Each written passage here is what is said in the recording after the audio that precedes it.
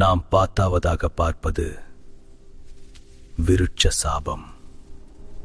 விருட்ச சாபம் என்பது இயற்கையையும் மரம் செடி கொடிகளையும் துன்புறுத்துவதால் உண்டாகும் ஒரு கடுமையான சாபமாகும். நமது முன்னோர்கள் மரங்களை வெறும் தாவரங்களாக மட்டும் பார்க்காமல் தெய்வங்களின் இருப்பிடமாகவும் உயிர் சக்தியாகவும் போற்றினர்.